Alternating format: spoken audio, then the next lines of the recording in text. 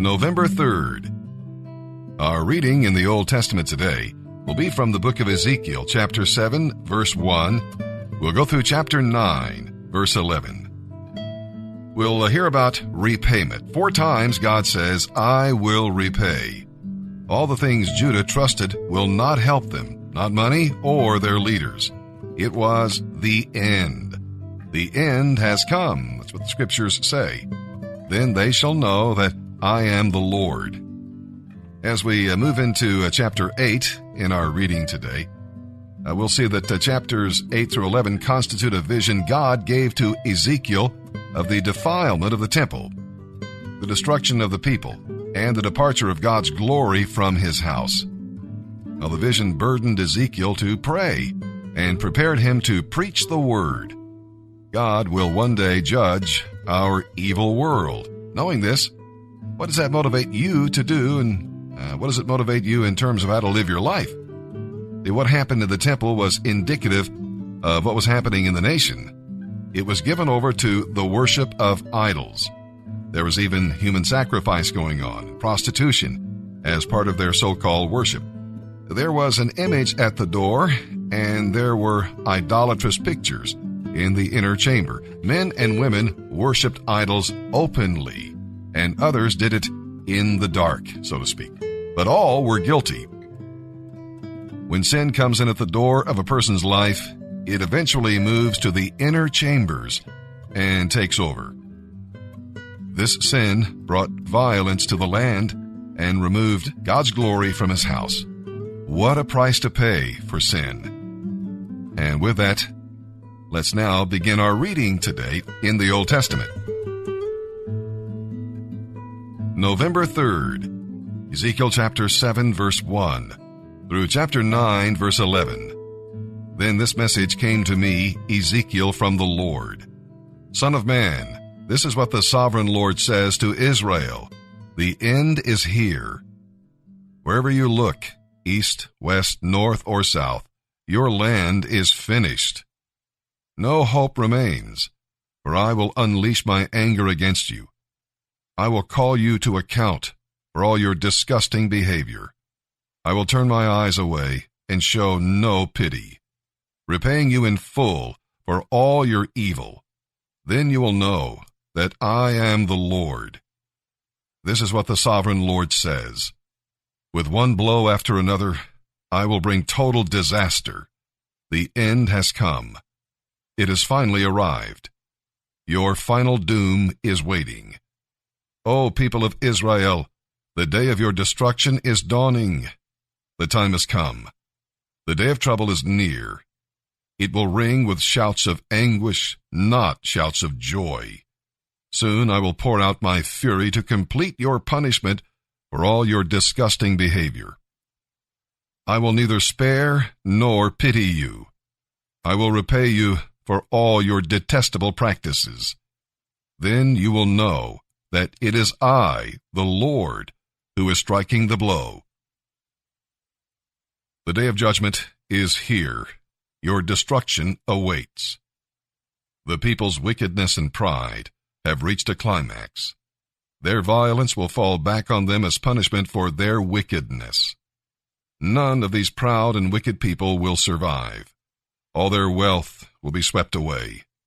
Yes, the time has come. The day is here. There is no reason for buyers to rejoice over the bargains they find, or for sellers to grieve over their losses, for all of them will fall under my terrible anger. And if any merchants should survive, they will never return to their business. For what God has said applies to everyone. It will not be changed. Not one person whose life is twisted by sin will recover. The trumpets call Israel's army to mobilize, but no one listens, for my fury is against them all. Any who leave the city walls will be killed by enemy swords. Those who stay inside will die of famine and disease. The few who survive and escape to the mountains will moan like doves, weeping for their sins. Everyone's hands will be feeble. Their knees will be as weak as water. They will dress themselves in sackcloth, horror and shame will cover them. They will shave their heads in sorrow and remorse. They will throw away their money, tossing it out like worthless trash. It won't buy their deliverance in that day of the Lord's anger. It will neither satisfy nor feed them, for their love of money made them stumble into sin. They were proud of their gold jewelry and used it to make vile and detestable idols. That is why I will make all their wealth disgusting to them. I will give it as plunder to foreigners from the most wicked of nations, and they will defile it. I will hide my eyes as these robbers invade my treasured land and corrupt it. Prepare chains for my people, for the land is bloodied by terrible crimes. Jerusalem is filled with violence. I will bring the most ruthless of nations to occupy their homes. I will break down their proud fortresses and defile their sanctuaries. Terror and trembling will overcome my people. They will look for peace, but will not find it. Calamity will follow calamity. Rumor will follow rumor. They will look in vain for a vision from the prophets. They will receive no teaching from the priests and no counsel from the leaders. The king and the prince will stand helpless, weeping in despair, and the people's hands will tremble with fear. I will bring against them the evil they have done to others, and they will receive the punishment they so richly deserve. Then they will know that I am the Lord. Then on September 17th, during the 6th year of King Jehoiachin's captivity, while the leaders of Judah were in my home, the sovereign Lord took hold of me. I saw a figure that appeared to be a man. From the waist down, he looked like a burning flame. From the waist up, he looked like gleaming amber. He put out what seemed to be a hand and took me by the hair. Then the Spirit lifted me up into the sky and transported me in a vision of God to Jerusalem. I was taken to the north gate of the inner courtyard of the temple, where there is a large idol that has made the Lord very angry. Suddenly, the glory of the God of Israel was there, just as I had seen it before in the valley. Then the Lord said to me, "Son of man, look toward the north." So I looked, and there to the north, beside the entrance to the gate of the altar, stood the idol that had made the Lord so angry. "Son of man," he said, "do you see what they are doing? Do you see the great sins the people of Israel are doing to drive me from my temple? But come, and you will see even greater sins than these." Then he brought me to the door of the temple courtyard, where I could see an opening in the wall. He said to me, "Now, son of man, dig into the wall." So I dug into the wall and uncovered a door to a hidden room. "Go in," he said, "and see the unspeakable wickedness going on in there." So I went in and saw the walls engraved with all kinds of snakes, lizards, and hideous creatures. I also saw the various idols worshipped by the people of Israel. 70 leaders of Israel were standing there with Jaazaniah, son of Shaphan, in the middle. Each of them held an incense burner, so there was a thick cloud of incense above their heads. Then the Lord said to me, "Son of man, have you seen what the leaders of Israel are doing with their idols in dark rooms? They are saying, 'The Lord doesn't see us. He has deserted our land.'" Then he added, "Come, I will show you greater sins than these." He brought me to the north gate of the Lord's temple, and some women were sitting there, weeping for the god Tammuz. "Have you seen this?" he asked. "But I will show you even greater sins than these." Then he brought me into the inner courtyard of the Lord's temple. At the entrance, between the foyer and the bronze altar, about 25 men were standing with their backs to the Lord's temple. They were facing eastward, worshiping the sun. "Have you seen this, Son of Man?" he asked. "Is it nothing to the people of Judah that they commit these terrible sins, leading the whole nation into violence, thumbing their noses at me, and rousing my fury against them? Therefore, I will deal with them in fury. I will neither pity nor spare them. And though they scream for mercy, I will not listen." Whom the Lord thundered, "Bring on the men appointed to punish the city. Tell them to bring their weapons with them." 6 men soon appeared from the upper gate that faces north, each carrying a battle club in his hand. One of them was dressed in linen and carried a writer's case strapped to his side. They all went into the temple courtyard and stood beside the bronze altar. Then the glory of the God of Israel rose up from between the cherubim where it had rested and moved to the entrance of the temple. And the Lord called to the man dressed in linen who was carrying the writer's case. He said to him, "Walk through the streets of Jerusalem and put a mark on the foreheads of all those who weep and sigh because of the sins they see around them."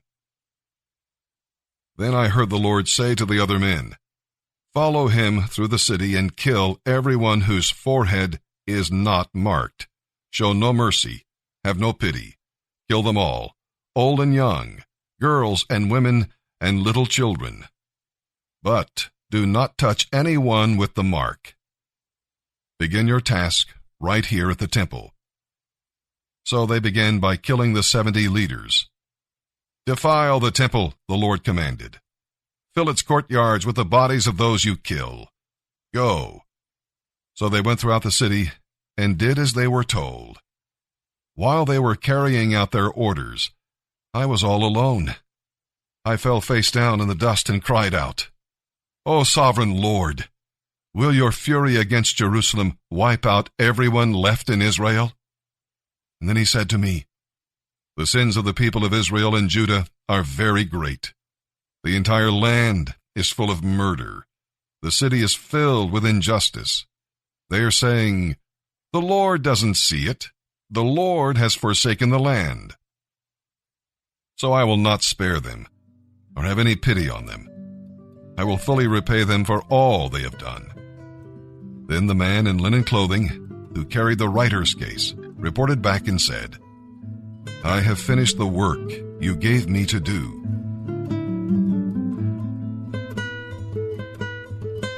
November 3rd. And now as we turn our attention to the New Testament, our reading today will be in the book of Hebrews, chapter 5, verses 1 through 14. And here's what we'll find there as we read. "Just as the Jewish high priest was appointed by God, so our great high priest was appointed by the Father, and he alone is worthy to serve. Never allow anybody to come between you and God, for Christ is the only mediator. The order of Melchizedek refers to Genesis. Being from the tribe of Judah, Jesus could not serve as priest on earth, but he can serve as priest in heaven. He is there ministering for you today, right now.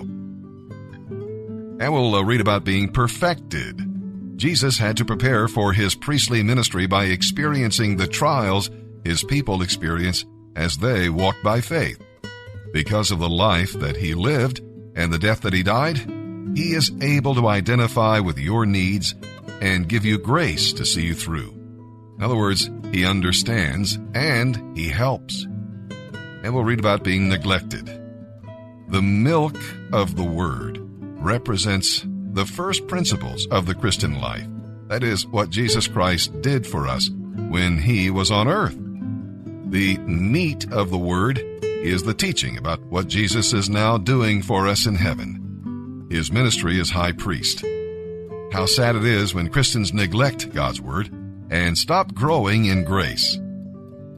And with that, let's begin our reading today in the New Testament. November 3rd. Hebrews chapter 5, verses 1 through 14. Now a high priest is a man chosen to represent other human beings in their dealings with God. He presents their gifts to God and offers their sacrifices for sins.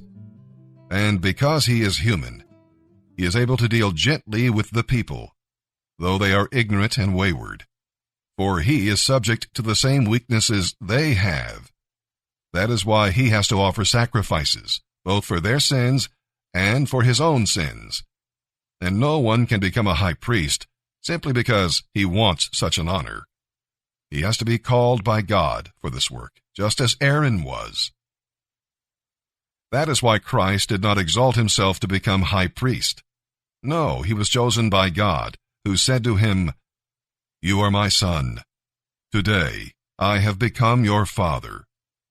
And in another passage, God said to him, "You are priest forever, in the line of Melchizedek." While Jesus was here on earth, he offered prayers and pleadings, with a loud cry and tears, to the one who could deliver him out of death. And God heard his prayers because of his reverence for God. So even though Jesus was God's son, he learned obedience from the things he suffered. In this way, God qualified him as a perfect high priest, and he became the source of eternal salvation for all those who obey him. And God designated him to be a high priest in the line of Melchizedek. There is so much more we would like to say about this, but you don't seem to listen, so it's hard to make you understand. You have been Christians a long time now, and you ought to be teaching others. Instead, you need someone to teach you again the basic things a beginner must learn about the Scriptures. You are like babies who drink only milk and cannot eat solid food. And a person who is living on milk isn't very far along in the Christian life and doesn't know much about doing what is right. Solid food is for those who are mature, who have trained themselves to recognize the difference between right and wrong and then do what is right. Our reading today is from Psalm 105, verses 1 through 15. Now, the previous psalm extols the Creator, while this one exalts the Redeemer and his providential care for his people, Israel. It talks about his deeds. When you read the history of Israel, you are encouraged by God's mighty and marvelous deeds wrought for his needy people. You want to praise him, rejoice in him, seek him, and tell others about him. And we'll read about his covenant. God bound himself by an oath to only one nation, Israel. He gave his promise to Abraham and then reaffirmed it to his descendants. The covenant was their assurance that they would inherit the land. God's new covenant people have the assurance that their future inheritance is secure. And we'll read about his servants. God sent Joseph to Egypt to preserve Jacob's family so that they could become a nation. He sent Moses to Egypt to deliver his people. He sent Aaron to assist Moses and serve as high priest for a sinful people. The point is, God always has a man or woman ready to send when a job must be done. He wants to hear you say, "Here am I, Lord, send me." Psalm 105, verses 1 through 15. Give thanks to the Lord and proclaim his greatness. Let the whole world know what he has done. Sing to him. Yes, sing his praises. Tell everyone about his miracles. Exult in his holy name. O worshippers of the Lord, rejoice. Search for the Lord and for his strength, and keep on searching. Think of the wonderful works he has done, the miracles and the judgments he handed down. O children of Abraham, God's servant, O descendants of Jacob, God's chosen one. He is the Lord our God. His rule is seen throughout the land. He always stands by his covenant, the commitment he made to 1,000 generations.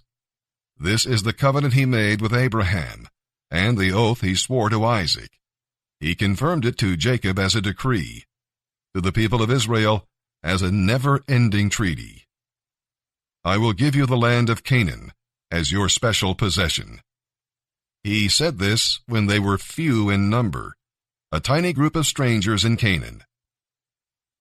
They wandered back and forth between nations, from one kingdom to another.